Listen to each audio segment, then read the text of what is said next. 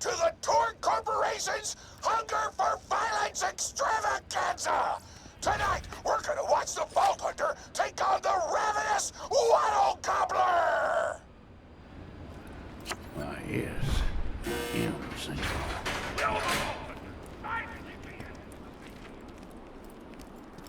When you think murder, think Marcus Munitions.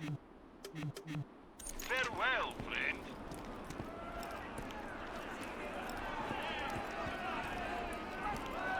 But first, I'm interviewing the only Torg contestant to survive a showdown with the Gobbler! Question time! Oh, looks like we're out of time! We'll be right back after a word from our sponsor!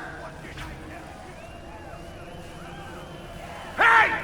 Get over here so I can whisper some things to you in secret!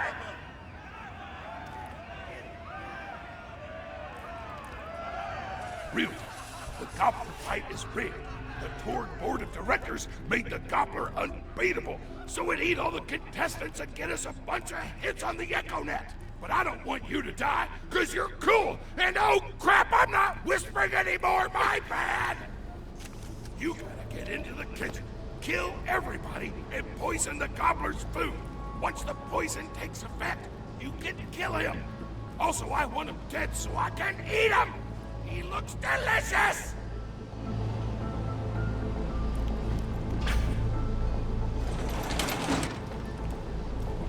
And we're back! The Vault Hunter's in the kitchen, but today there's a new item on the menu! Murder! Vault Hunter, kill the chefs! Number 5 alive! We can go to extra arm just for high fives.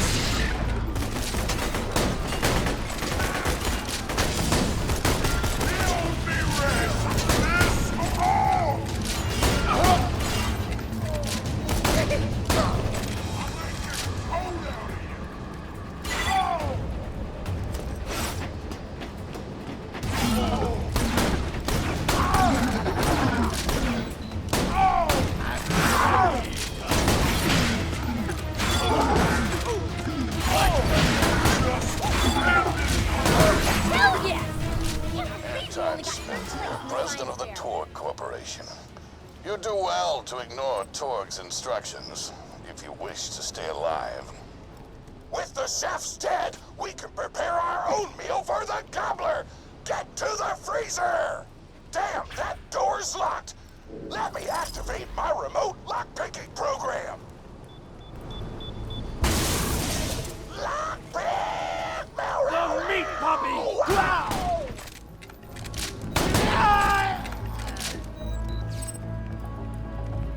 We do not allow contestants in the meat locker.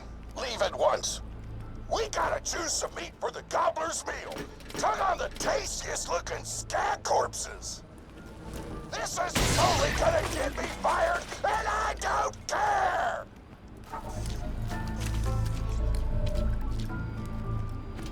Keep grabbing that food!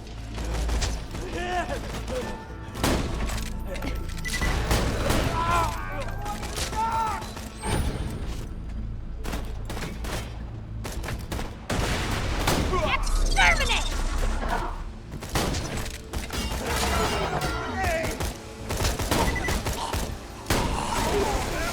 If I hit you, you're gonna feel it. I made finger pizza just for you! I'm feeling it! Best thing ever!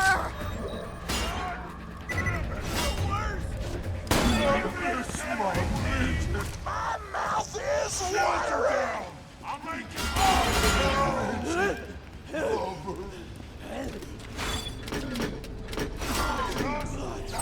Hold still! Taking my head, gonna give you up! Give me your damn... I'll have some more anarchy, thank you. I miss my midget.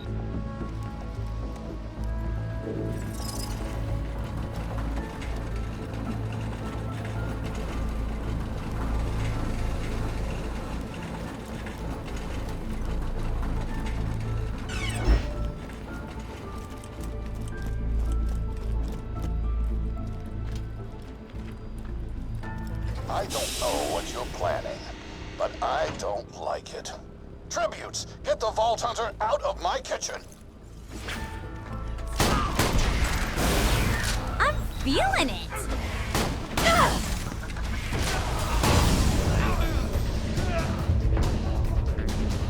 I am the strongest girl alive!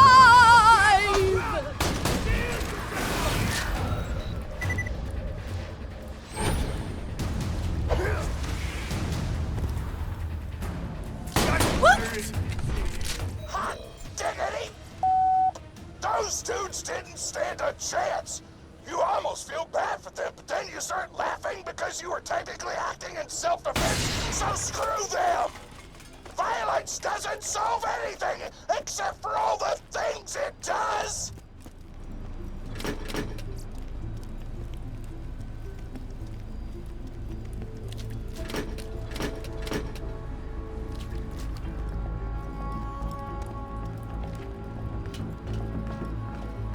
Now to grind up the meat! Get to the kitchen! Thorn, as president, I demand to know why the hell the Vault Hunter is running around backstage. Just trying to mix things up. Your job is not to mix things up. Your job is to flex your muscles and do air guitar solos, idiot.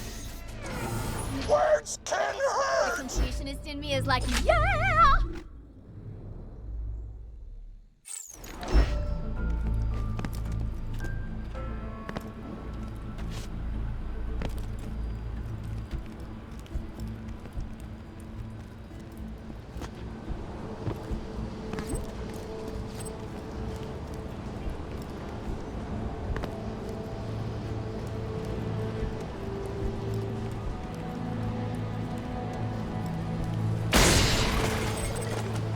Let's get a grindin'!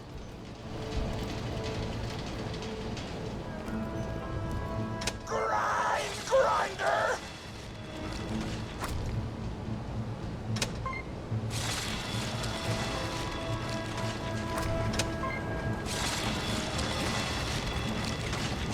Delicious! We're nearly done preparing the gobbler's meal! With the meat prepared, we only need one more ingredient. Deadly poison! Head to the stabber jabber nests!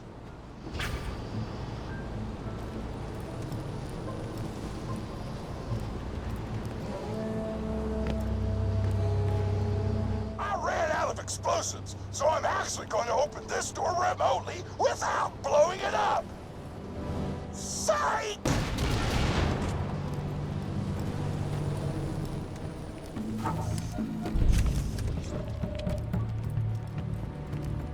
You know you're following an idiot, yes? Torg created his explosive gun tech, then sold it to us for $12 and a high five. We kept him on purely for PR reasons. But you both outlived your usefulness. Tribute, kill! Slatu Parada Nipto!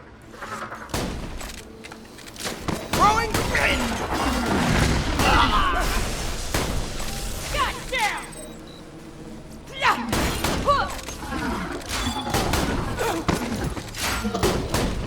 When God closes a door, I blow it the f up!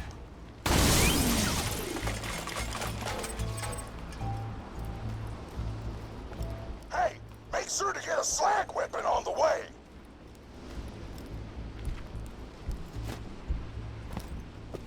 Smack the jabber nest to wake 'em up. Anarchia! All right, now slap the jabber. I'll have some more anarchy, thank you.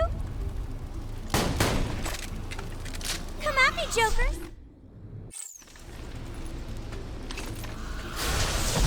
You gotta slag the jabbers before you kill 'em. Kill it before the slag wears off.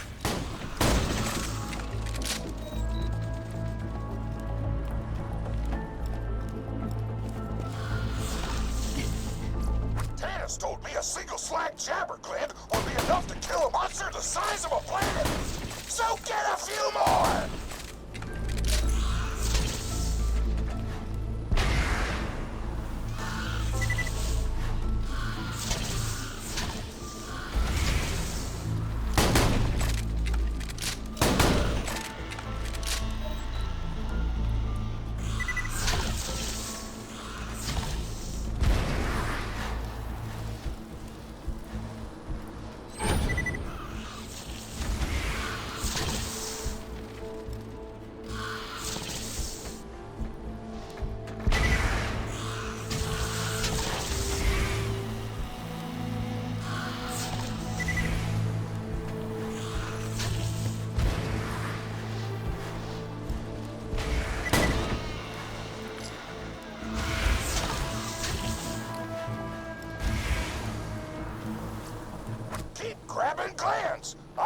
duster full of poison because poison is spicy and spicy food is like an explosion before your mouth.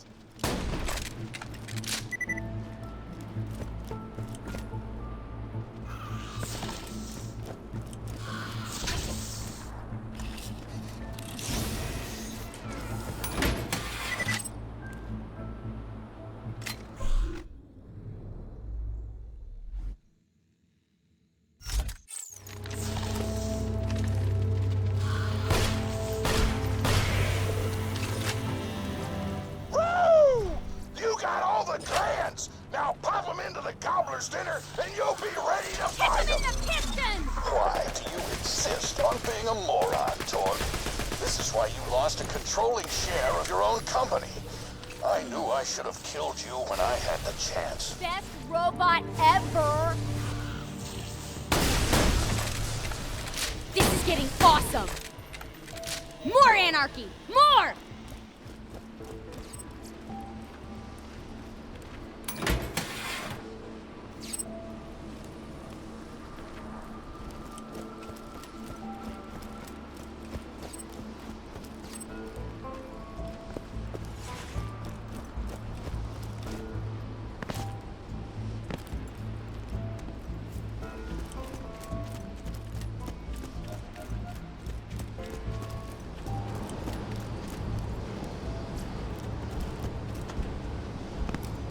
Now add the poison glands to the marination vat.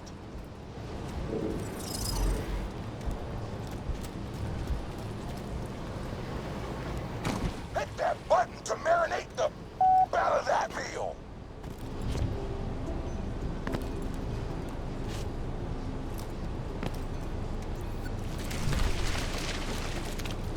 The meal's almost ready. Let's get cooking. Start the conveyor of cookery.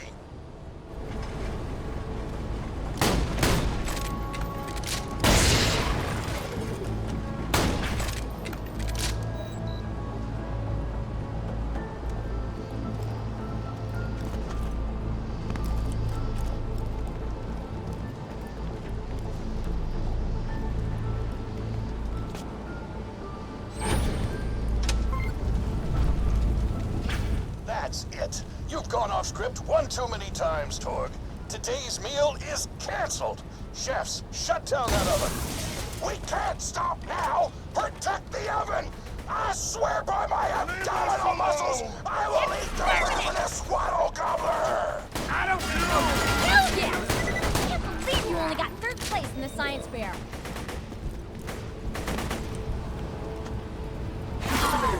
I want that oven shut down. I want the Vault Hunter dead. And I want Mr. Torg's head on a plate.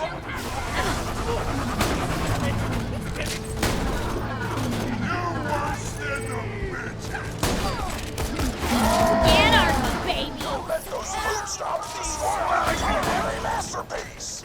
Quest update. Turn the oven back on. Give me your damn loot!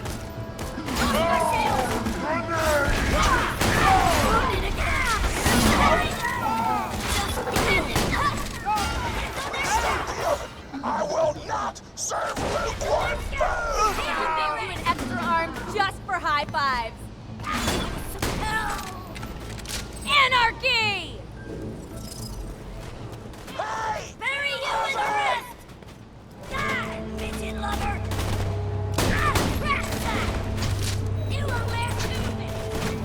I'll smash you to the left this mother!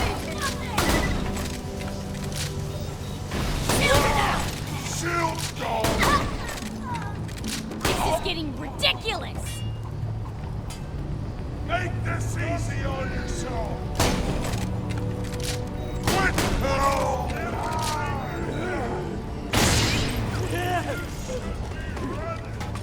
This is fine! My shield! Life changed! Just battle!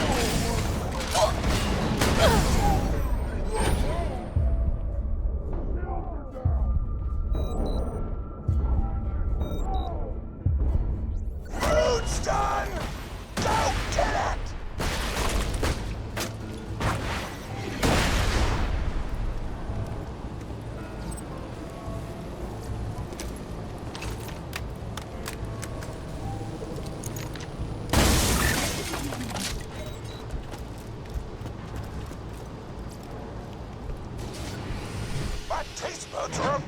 the power of 1,000 nuclear bombs! My mouth is watering so much you could drown a small village in my cheeks! The taste apocalypse is upon us!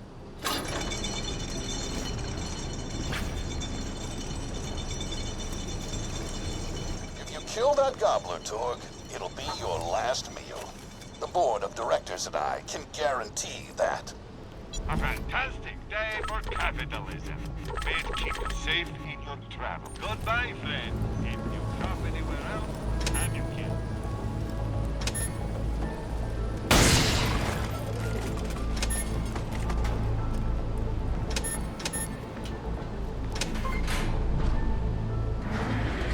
You know why we made the gobbler invincible, Torg?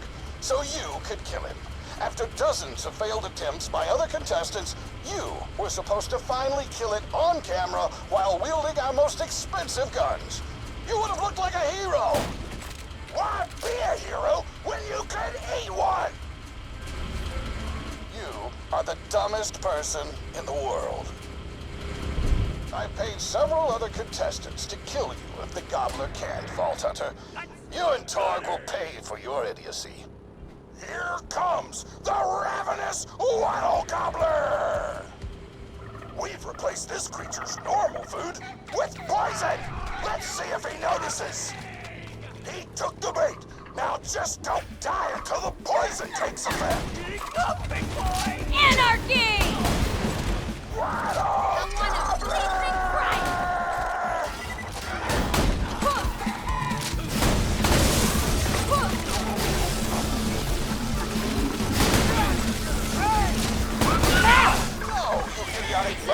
Don't shoot the gobbler! Shoot the Vault Hunter! I am the strongest The poison's working!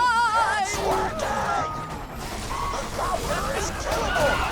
The taste apocalypse begins!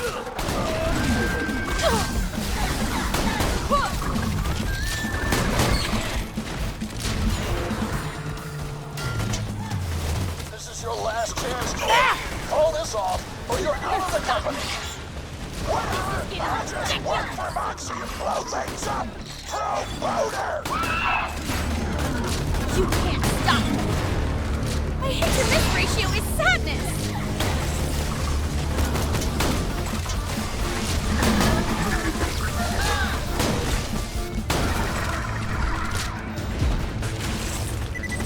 I'm gonna eat the out of this thing! Napkins may or may not be involved! You just disobeyed a direct order from your president, Torg.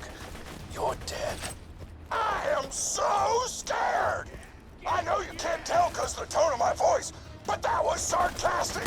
Anyway, come on back whenever, Vault Hunter! I can't believe this!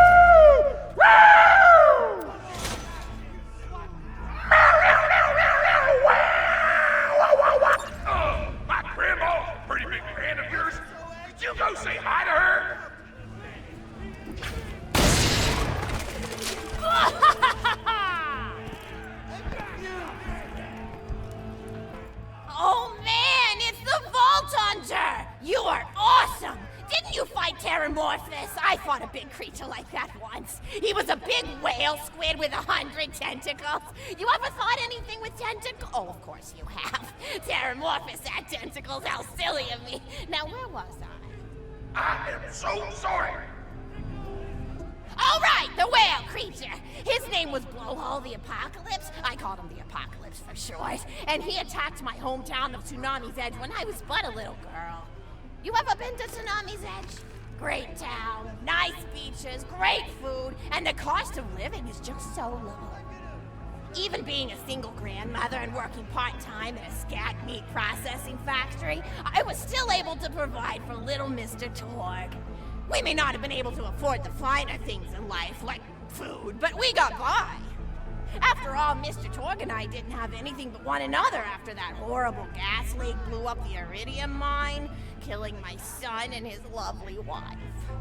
From that day onward, my little Mr. Torg vowed to conquer explosions themselves in an effort to avenge his fallen parents, and... oh man, I forgot what I was talking about. Where was... oh right, the Blowhole the Apocalypse! So anyway, I was wrestling Blowhole to the ground, and I had my bicep curled around his blueberry throat. Blueberry? Sorry, I meant to say blubbery. I've got blueberries on the brain, I guess. I grow them in my backyard. Mr. Torg helped me plant them. Thanks again for that, grandson. I love you, Grandma! Anyway, I have my bicep around his blubbery throat, and Mr. Torg starts crying because he really likes whale squids and he doesn't want to see me hurt one. They are the princes of the ocean! So I let the whale go after giving it a punch in the eyeball so he'll remember me, and it swam away into the ocean. And then I had Mr. Torg drive me to the ice cream parlor. He got me Rocky Road, because Rocky Road's my favorite. I'm extremely partial to the way the marshmallows act like little landmines of flavor amidst the battleground of chocolate. What's your favorite flavor of ice cream? Is it pistachio? I bet it's pistachio. Oh, that reminds me! You'll never guess who I saw today! Pistachio the Amazing! He's a magician who studied under Crazy Earl, so he's got that weird mustache, you know, but I saw him make a rack hive disappear. A whole rack hive! I said to Mr. Torg, Mr. Torg, wasn't that amazing? And he said, yes, it was, Grandma. Didn't you say that, high five? You remember saying that? I remember, Grandma! And we stood in line afterward and got his autograph, and I thought I had it somewhere around here, but it's probably in the attic. I really ought to go up there and clean it out one of these days. I have so many little keepsakes up there. You're paying attention, right? Say, what's my favorite flavor of ice cream?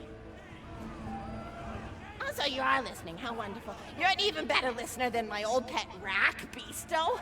Beasto was such a sweetie. You ever had a pet rack? If you can tame them, they are the sweetest pet you'll ever have. He used to just sit on my shoulder and bite chunks of flesh out of my neck to pass the time. I still remember the way he used to tweet. He went, tweet, tweet. It was so cute. I had a conversation with him once. I said, Mr. Beasto. He liked being called Mr. Beasto. It made him feel like an aristocrat. I said, Mr. Beasto, you're looking very cute today. And he said, oh, thank you, that's so nice. Or he tweeted in a way that made me know that's how he felt. And then he lowered his little head like he was taking a bow. It was adorable. Beasto was my third pet rack. First I had Woody. He got hit by a train. Then I had Anita. She got shot up trying to take vengeance on the train that killed Woody. And then I found Beasto making little poops on the windmill outside our house. After Mr. Torg and I wrestled her to the ground, I did a flying pile driver off a nearby tower tree. Got him straight in the spine and brought him down. We brought him in and fed him some skag steaks until he decided he loved us. I still miss Beasto sometimes.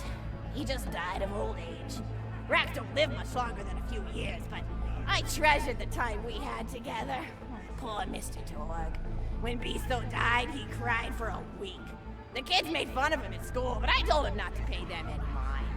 Being in touch with your emotions is not a character flaw! That's right, high five. Is something wrong? You look confused, Vault Hunter. Oh, you probably haven't heard anyone call Mr. Torg high five before. The world may know him as Mr. Torg, but the Flexingtons always refer to him using his middle name. It's a Flexington family tradition, after all, to use your grandfather or grandmother's name as your own middle name. And my husband, High Five Flexington, God rest his soul, was the best grandfather Mr. Torg could have asked for before he passed. He taught Mr. Torg dang near everything he knew about firearms. Without High Five's teachings, I don't think the Torg Corporation would exist at all. Gosh, I still remember the first gun Mr. Torg tried to make after his parents died. A Jacobs shotgun with a stick of dynamite attached to the barrel.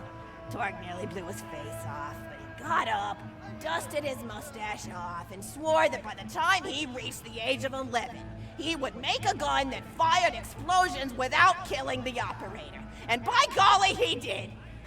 It took a couple of dozen prototypes before he got the right combination of gun parts and explosives right, but once he did, woo-wee! I'll never forget the plume of smoke that used to be my neighbor's homestead. They were jerks though, so it's okay. Gosh, I've been talking your ear off for some time, haven't I? It's so kind of you to listen for this long. I've taken up too much of your time already. Please don't feel like you have to stick around any longer. As a matter of fact, take this for giving this old woman some company. Woo! You're even more attractive than Mr. Torg said you were. I've got another story for you, but I'd like to tell it to all of your friends at once. An old lady like me has to save her voice, you know. Oh, you still want to talk with me? How incredibly sweet of you. Say, you'll never guess who I saw today. Captain Scarlet. She was robbing my retirement home with a few other brigands, and I recognized her from her wanted poster, and I said, "Oh, hey, you fought the Vault Hunter, didn't you?" And she bowed all elegantly and said something like, "Indeed I did, madam," and said that you were really good at fighting, and that you beat her fair and square. She didn't seem to harbor much of a grudge about it. Nice girl. You should think about meeting up with her again if you're not shacked up with anybody, you know? I mean, of course, you probably are. Gorgeous hunk of a Vault Hunter like you. I bet you're beating away suitors left and right. Look, you're blushing. Oh, I could just eat you up. Mr. Torg was so scared of trying to get a date for such a long time. He used to go to parties in high school and just stand in the back without talking to anybody. I am an introvert! I tried to tell him, I said, don't worry about chasing love. If you chase your dreams, then love will follow. See, that's the thing people don't get. You watch Echo films and they're just awful. They teach you that the only way to be with someone is just to pursue them over and over until they decide they like you. In reality, you know when you like someone almost immediately. You can't really convince somebody to fall in love with you. You just look like a stalker. But if you do things that you're interested in, like making guns that explode or killing mercenaries, then people will see that confidence and skill you have and they'll be attracted to it. But there's always a fine line between that kind of confidence and narcissism, you know? There's nothing worse than somebody who wants to be famous. I remember when Mr. Torg first sold his weapons tech to that board of directors, he was pretty egocentric for a while. Taking pictures of himself and posting them to the EchoNet all the time. Trying to hobnob with every celebrity that used his weapons. He came back home one day with a supermodel under each arm and I said, "Mr. Torg, what are you doing? You've lost sight of who you are. It's been weeks since you actually created a new gun," I said. And it was true. He'd been more obsessed with being well known for doing something great than with actually doing something great. It was a dark point in my life. Thankfully, High Five listened to me and got to work on what would eventually become the Kerblaster. You a fan of the Kerblaster? That was always my favorite. That and the Flacker, which I know a lot of people hate. But there's more to combat than just brute efficiency in this old lady's eyes. Style counts for something. And there's nothing quite like filling the air with tiny little explosions. It's like a fireworks show, except the deaths aren't as sad and unexpected. Actually, that reminds me, now that you're here, I wanted to throw some ideas at you for feedback. I'm a playwright in my spare time, and I'm trying to write a story about an up-and-coming tournament fighter who tries to find love in a gladiatorial arena. And I figure you've got a lot of experience, so your feedback will really be valuable. So the play is called Broken Hearts and Broken Necks. Scene 1. Fade in on an arena, just after a battle. Body parts litter the stage. A lone warrior stands in the middle of the stage, a spotlight illuminating her blood-stained armor. She stands, holding her sword triumphantly aloft. Valkyrie. Is there no warrior who can challenge me? Must I be destined to spend my life as the strongest, the bravest, the most invincible warrior this galaxy has seen? For I am Valkyrie, scourge of the gladiatorial games! Exeunt Valkyrie, as she shakes her head in despair. From stage left enter Noda, a janitor with a heavy heart and an even heavier conscience. He begins sweeping the body parts into a bin, which is colored green, and remember that because that's a symbolic color that will come back, until melancholy overtakes him. He drops his bush broom to the floor and falls to his knees before delivering a heart-wrenching soliloquy. Noda. The blood cannot be washed away. Not before and not now.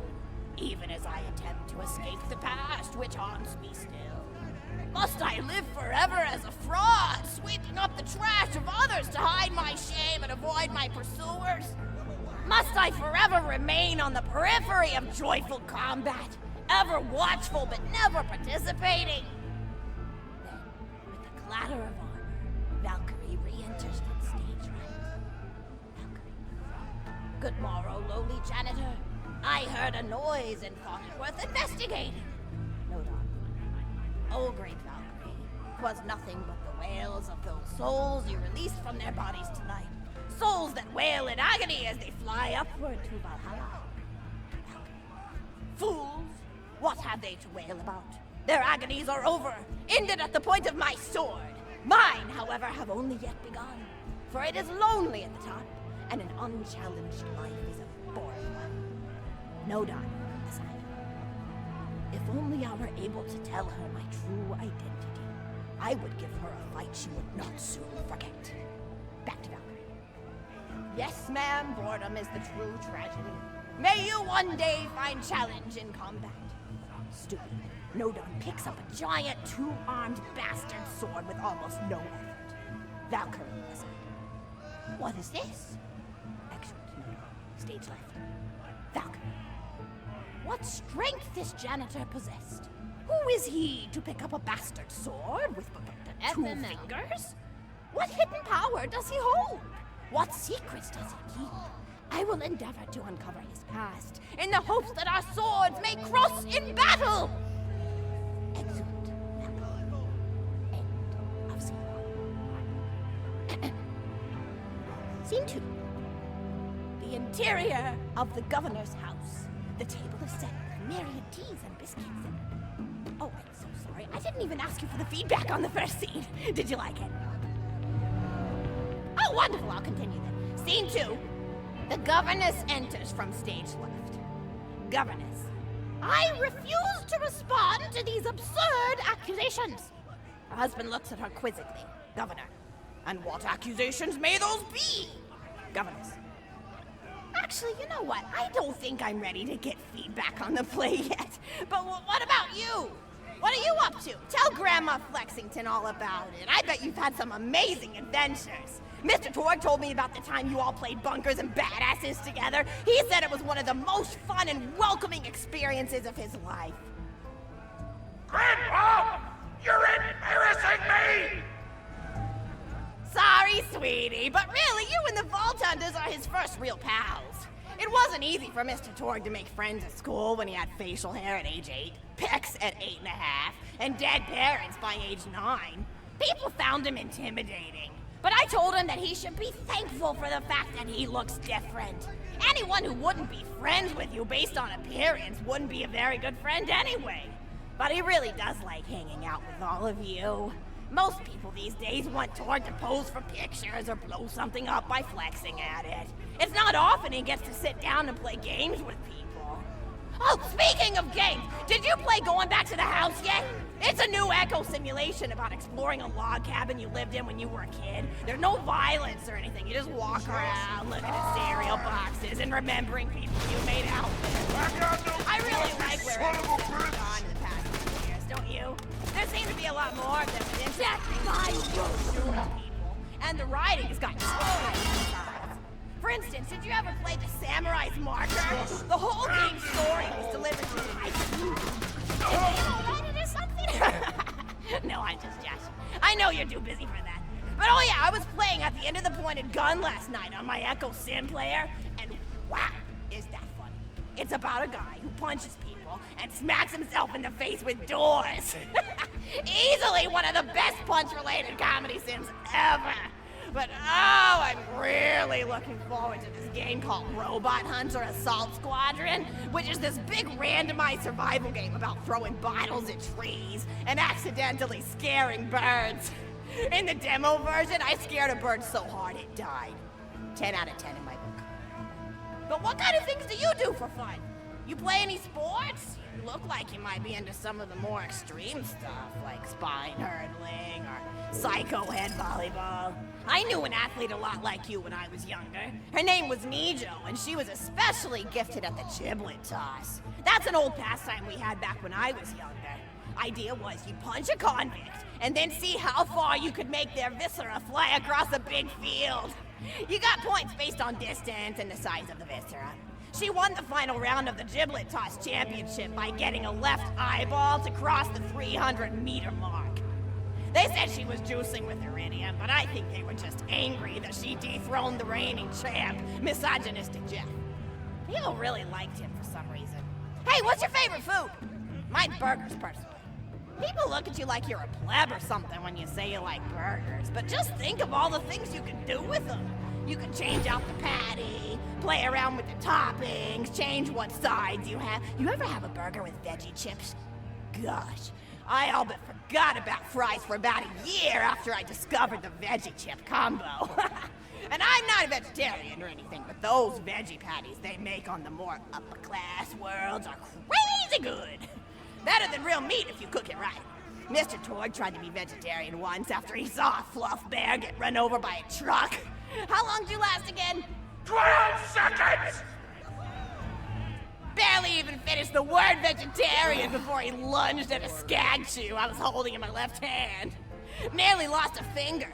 Granted, he's always been partial to skag chews or skag bacon. Don't know why, since I always felt like skags tasted like old tires and vomit. But to each his own. Taste is a funny thing. People say your taste buds get more refined as time goes on, but they actually get worse and worse. So when Mr. Torg used to refuse vegetables as a kid, it's because he was actually tasting how awful they were. When we old folks eat vegetables, we're only okay with it because we can't taste all the gross vitamins and stuff.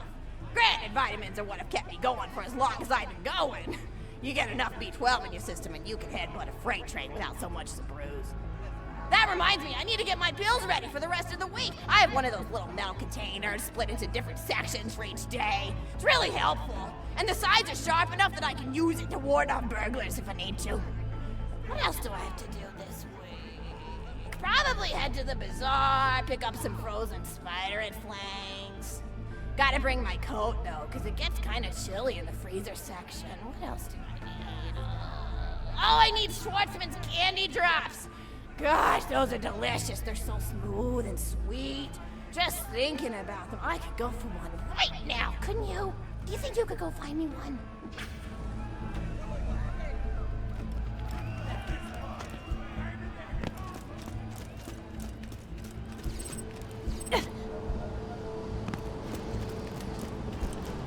Blood and metal, my favorite thing.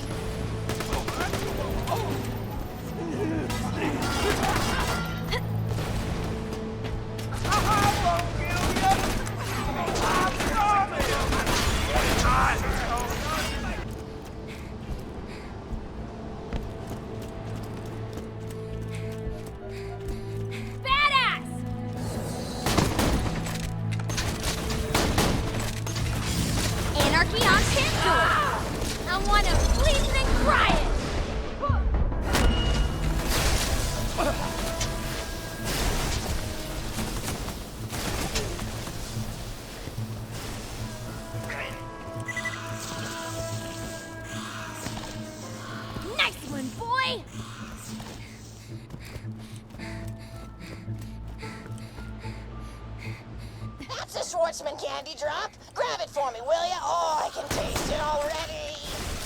Stack 'em up. Stack 'em up. This is getting awesome.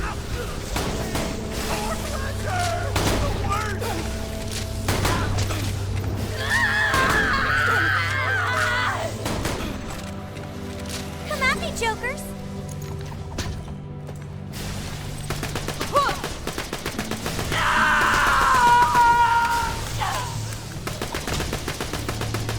Terminated! Sorry about your face!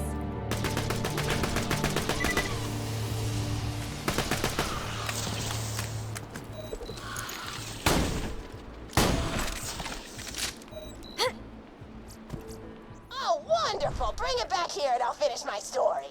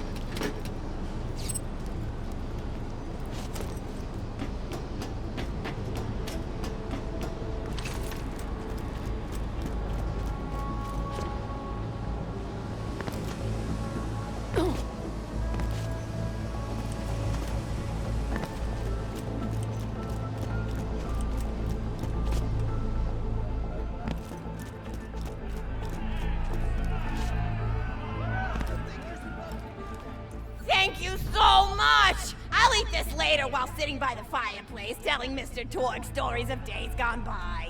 There's just nothing like a good roaring fireplace, is there?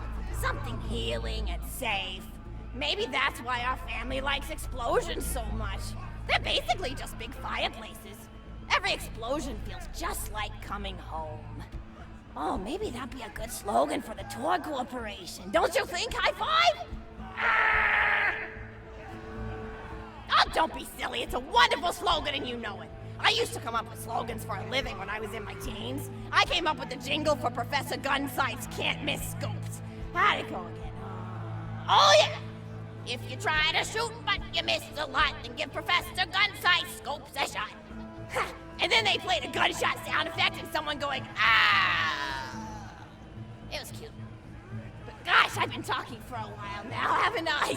Thanks for bringing your friends to listen to an old woman ramble for a while. I can't tell you how great it is to have somebody new to talk to, especially a Vault Hunter. Oh, and one more thing! No, actually, that can probably wait. Just something about vaults and the end of the universe. Anyway, here. I always spoil my friends, just like I spoiled my grandson. Enjoy it! Conversation!